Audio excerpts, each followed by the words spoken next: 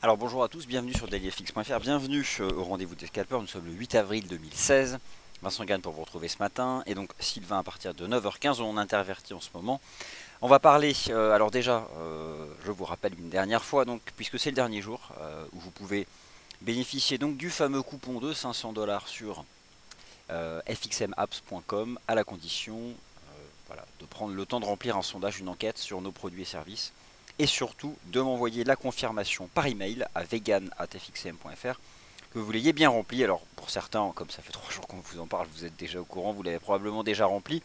Mais voilà, pour éventuellement ceux qui n'étaient pas informés ou qui ne l'ont pas encore fait, euh, jusqu'à donc ce soir 18h, pour m'envoyer donc un email à vegan@fxm.fr me confirmant que vous avez bien rempli l'enquête, et on vous fera parvenir, on vous appellera déjà par téléphone et on vous fera parvenir le coupon de 500 dollars. Ok, on va parler des indices boursiers, des paires de devises, rebond technique des paires en yens. Bon, forcément, on a perdu quelques centaines de pips. Aujourd'hui, l'agenda macroéconomique, pas grand chose en Europe, à balance commerciale, des statistiques britanniques, le Canada. C'est pourquoi d'ailleurs on fera un live à 14h15 avec des chiffres qui concernent le dollar canadien.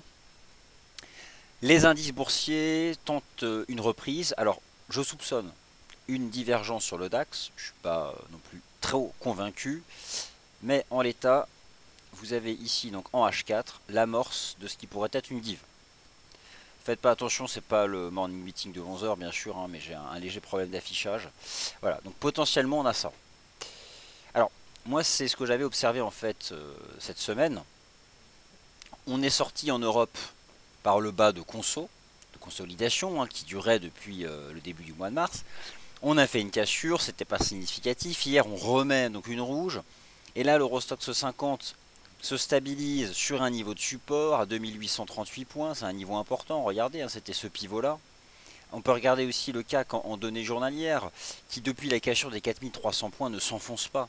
Je me méfie beaucoup moi de cette cassure baissière du 5 avril. C'est une cassure technique baissière puisqu'on a clôturé sous le niveau, mais tellement pas significative en termes d'amplitude et en termes de volume. Quand on est là, je pense pas qu'on va décrocher. Les paires ont décroché, pas les indices boursiers, et là les paires font un rebond technique. Je parlerai des métaux précieux aussi, ne vous inquiétez pas. Donc, le FTSE, lui, il a rien fait cette semaine, le FTSE. Regardez Lucassan, la bourse de Londres, un range parfait entre 6066 et 6237. Donc, en intraday le DAX, j'envisage une remontée avec cette divergence potentielle standard. Donc attention, elle est standard déjà, haussière, mais elle est potentielle. En l'état, on a donc un début de rebond sur ce support. Regardez, c'était le cours de clôture de cette grande bougie H4 baissière. La clôture c'était 9450 à l'époque. On tente quelque chose. Alors attendez, je vais le positionner. 9450. On va passer en plein écran, ce sera plus simple. Donc on amorce une reprise. Éventuellement, viser un rebond en direction de la moyenne mobile à 20 périodes sur l'horizon de temps 4 heures. C'est probablement un retour à la moyenne qu'on est en train de faire. Alors, faut pas s'emballer, hein, ce chandelier H4 il n'est pas clôturé, donc je vais peut-être éviter de m'enfermer trop dans une lecture en H4. Et on va passer sur du daily, bon, sur du H1. Bon, on la retrouve ici, hein, la contradiction de momentum, divergence haussière, là aussi potentielle. La clôture horaire qui va avoir lieu dans 8 minutes, donc la clôture horaire de 9 heures, va avoir donc une importance particulière, là, pour le coup. Ce qui est important pour envisager une remontée vers MM20H4 du DAX, c'est de parvenir à reconquérir 9519 là sur la clôture horaire. Ça, ce sera le niveau qui m'intéressera, parce qu'en l'état, le piège aurait été ici. Et derrière, qu'est-ce qu'on peut viser? Eh bien, la trendline du mouvement baissier récent, qui doit à peu de choses près correspondre à la fameuse MM20H4. Attention, là on est en H1. Donc voilà, en l'état, ce sont quelques éléments techniques qui m'intéressent là ce matin sur le GR30. Ça vaut le coup de patienter 9 heures. On reprend 95,19, ça peut remonter davantage. Les paires majeures, tout de suite.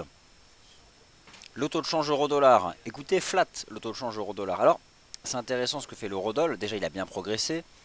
Nous vous avons invité hier à prendre conscience de la dimension importante de la résistance technique des 1,1450, 1,15 $. Donc le marché aurait pu chuter depuis 1,1450, 1,15, sauf que l'euro-dollar est fort ces dernières semaines et il se contente là de construire une transition latérale. Regardez bien la différence avec les mois précédents.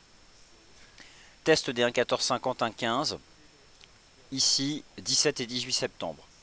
Avalement baissier, 2 jours, reversal. On y revient. 14 octobre, 15 octobre, avalement baissier, puissant, reversal baissier. Bon, renversement baissier, je vais arrêter d'utiliser ce terme en anglais. Donc, avalement baissier, violent retournement. Avalement baissier, violent retournement. On y revient, à peu de choses près, le 11 février, on se retourne. Et là, configuration totalement différente. Des chandeliers d'hésitation, des toupies, petits corps et des ombres nettement plus importantes que la taille du corps. Alors, on est dans un range. Le temps de faire quoi? De dégonfler le momentum. Alors, moi je m'intéresse ici au RSI Daily du taux de change euro-dollar, qui est donc dans une configuration classique d'un schéma technique haussier. Sauf que voilà, on atteint la zone des 70, on se replie. Donc ce que j'envisage moi sur l'euro-dollar, c'est deux possibilités. Soit on continue de dériver à plat, cette ligne de tendance n'existe plus et on fait un range maintenant. On fait un range entre 1,1325 premier support et 1,1450. 1,1325, 1,1450 jusqu'à dégonfler l'indicateur. Et derrière, j'envisage à terme la cassure, une remontée vers 1,15, voire potentiellement 1,17 $, les excès haussiers d'août 2008. Et il existe toujours la possibilité, en cassure des 1,1325, de faire le fameux pullback weekly. Mais franchement, regardez, c'est sérieusement solide. On a fait la cassure weekly, ça c'était la semaine dernière. Regardez d'ailleurs, en plus, sur l'euro-dollar, le rôle de la moyenne mobile à 50 semaines. Résistance depuis les 1,40. On la travaille depuis plusieurs mois. Et là, on l'a reprise et on la reprend sérieusement. Donc, j'ai toujours cette anticipation d'un euro-dollar capable au moins d'aller tester les 1,15 $. C'est-à-dire avant la fin du mois d'avril. Mais voilà, attention quand même, lorsque vous passez en cours de clôture, vous avez donc le support qui est à 1,1260. Alors c'est le même débat au fond qu'hier sur le taux de change euro-dollar. Je vais repasser ici en H4. 1,1325 versus 1,1260. Pour l'instant, le marché fait le choix de la consolidation latérale au-dessus de 1,1325. Et ça permet donc un début de dégonflement de l'indicateur. USD Yen rebond technique, donc voilà, après une magnifique signal de vente qui a été donné le 4 avril à la cassure des 111. On a fait un plus bas à combien? On a fait 107,66, donc ça a quand même donné, ça a donné 350 pips depuis le signal de baisse du début de la semaine, 350 pips de baisse. On se reprend, mais c'est un simple retracement. Je pense que le marché a toujours une probabilité forte de se replier jusqu'à 106 yens, donc sur ce plan, j'ai pas changé d'avis. Que peut-on faire? Eh bien, vous pouvez vous mettre en H4. On va étudier tout d'abord, hier je regardais, c'était sur le GBP Yen, mais je veux juste jeter un oeil à la 10 fois H4. Alors on est dessus, je suis pas certain qu'elle soit bonne à vendre, c'est un peu trop tôt. Le marché rebondit, retrace un peu. Je vais tracer les toutes premières lignes de tendance et je vais surtout retracer la jambe de baisse de la semaine. Voilà, ça c'est le mouvement actuel.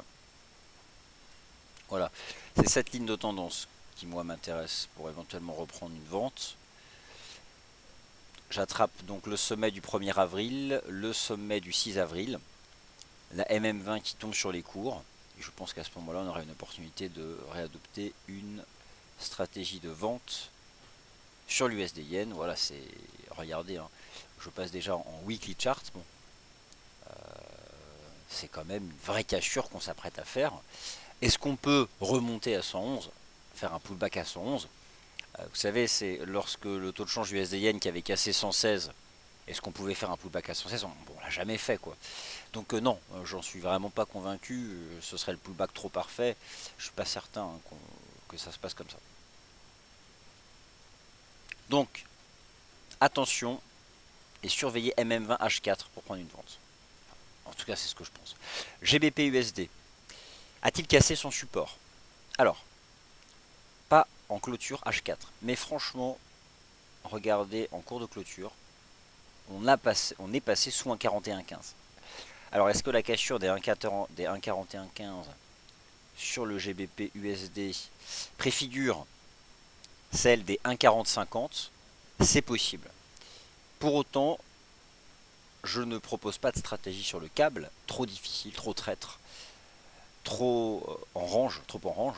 Par contre, voilà, il y a d'autres paires en livres sterling qui m'intéressent, vous le savez, l'euro GBP, depuis la cassure des 0,75, avec ce superbe signal d'achat qui a été donné le 1er avril, ici à la cassure des 0,7949. C'est sacrément solide, on fait même pas de pullback, alors que je l'envisageais. On empile les chandeliers positifs. Il y a toujours un bel objectif à atteindre à 81,57. Il n'y a pas de div encore en D1. Finalement, on est capable d'y aller en ligne droite. Alors, la seule chose, c'est qu'on a quand même des indicateurs de tendance qui sont un peu éloignés du niveau actuel des cours. À un moment ou à un autre, un pullback interviendra, mais le GBP est tellement sous pression que bon, ça continue de progresser. GBP Yen, c'est le taux de change, la paire de devises en Yen la plus faible du marché. Parce que sterling est la plus faible et que le yen c'est la devise la plus forte. Donc forcément rassemblé au sein d'un quotient, sa chute c'est la chute verticale. Alors c'est tellement faible qu'autant sur le taux de change USD yen, je vous propose d'attendre MM20H4 ou les toutes premières lignes de tendance pour éventuellement reprendre une vente et viser 106. En fait pour être précis c'est 105,80 que je vise. Le niveau de chartiste à terme sur l'USD yen c'est 105,80. Voilà, je vous laisse aller voir vos graphiques, hein, vous allez trouver par vous-même le niveau horizontal.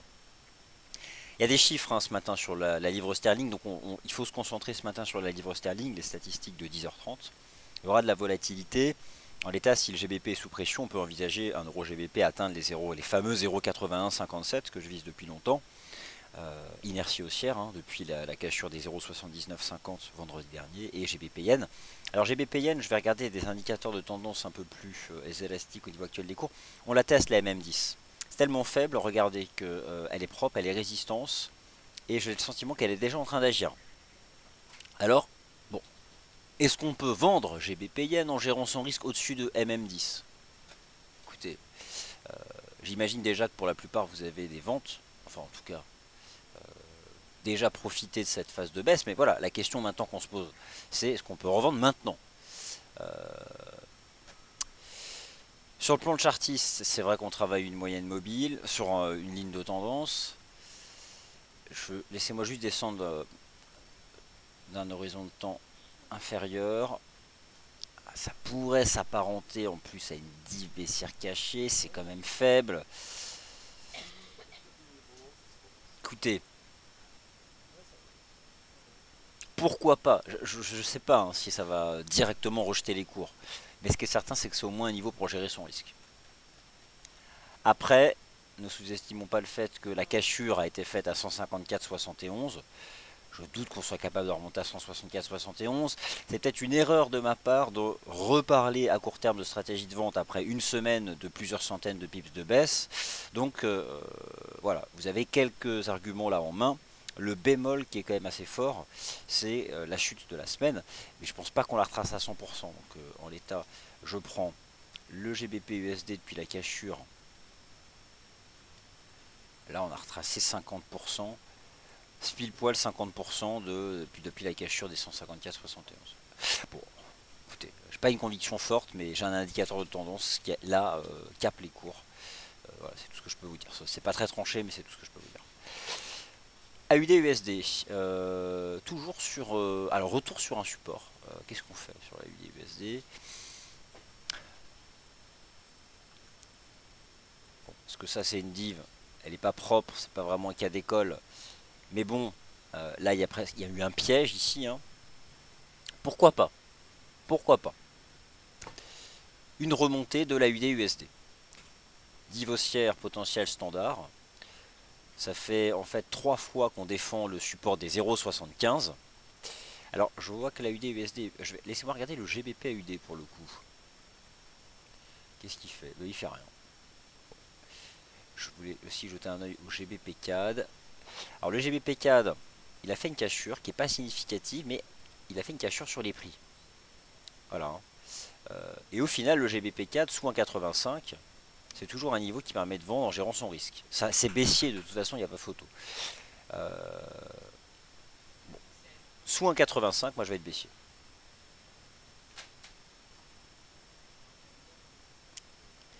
Alors, dans les paires majeures, laissez-moi vite aller voir l'USD4. C'est un range, il n'y a pas grand chose à faire dessus.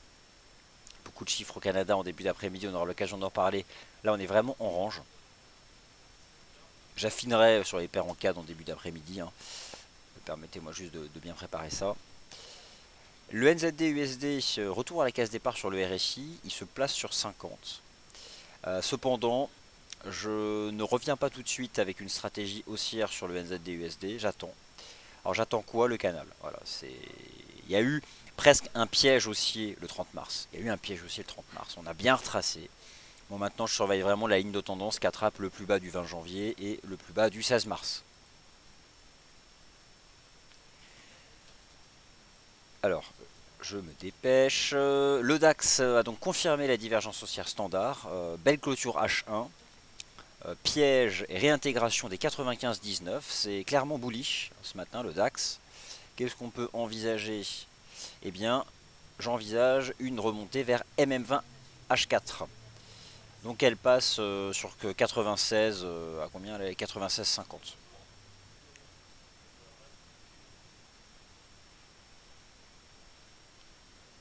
Ouais, ça c'est... Là, il y a un signal positif là. Hein. La clôture de 9 heures, on en parlait à 8h55, ayant reconquis 95,19, c'est un signal positif. On peut viser MM20 H4, ça peut être un bel objectif de cours. Alors, je panoramise, façon de parler, vos questions. Je vais parler des métaux précieux, parce qu'on va pas non plus se cacher. Parler des métaux précieux. Je poste vos commentaires, voilà. Bah, bonjour à tous, hein, bien sûr.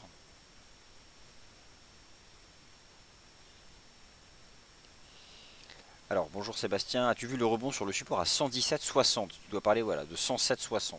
Je l'ai vu, en effet, 107,60. C'est un rebond, c'est une zone intermédiaire, de toute façon, tant mieux, heureusement qu'il y a des étapes. Alors, allez vite. Les métaux précieux, avant de céder la parole à Sylvain. Alors, est-ce que sont-ils pénalisés par la reprise des indices boursiers? Pas réellement. Alors déjà, première chose, j'envisageais ici un wedge de RSI, il n'y en a pas.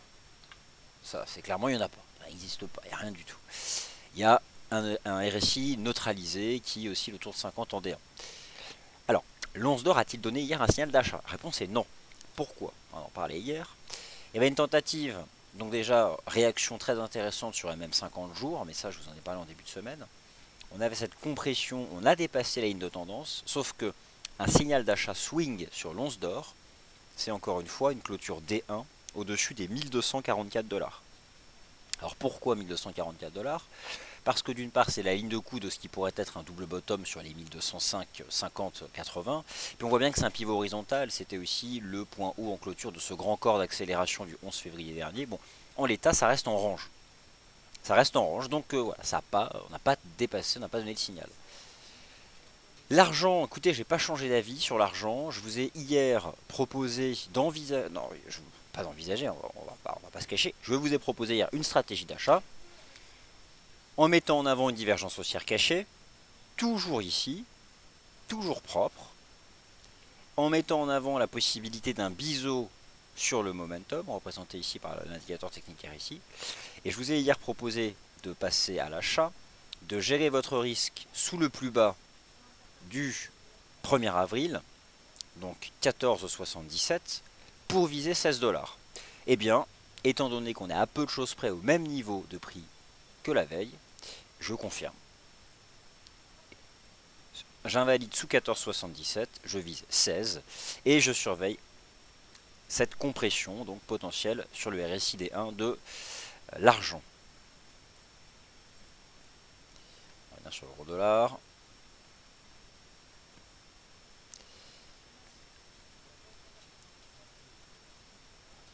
Voilà, bah écoutez, j'ai répondu à toutes vos questions. Bon voyage à notre Sébastien d'ATCAC National. Merci donc d'avoir participé à ce webinaire. N'oubliez pas, donc jusqu'à 18 h ce soir, pour remplir l'enquête Investment Trends, nous aider à faire évoluer nos services et surtout recevoir votre coupon de 500 $ pour vous offrir des indicateurs sur Strong, sur la Strong, oui, j'allais dire sur le magasin d'applications FXM, fxmapps.com. Par contre, condition nécessaire, m'envoyer un email à vegan@fxm.fr, que je puisse en retour vous faire parvenir le code coupon de 500 $. Merci à toutes et à tous. Sylvain dans un instant et point de marché matières premières à 10 h 30 comme chaque jour. Et moi je vous retrouve à 11 h pour le morning meeting. Merci à tous.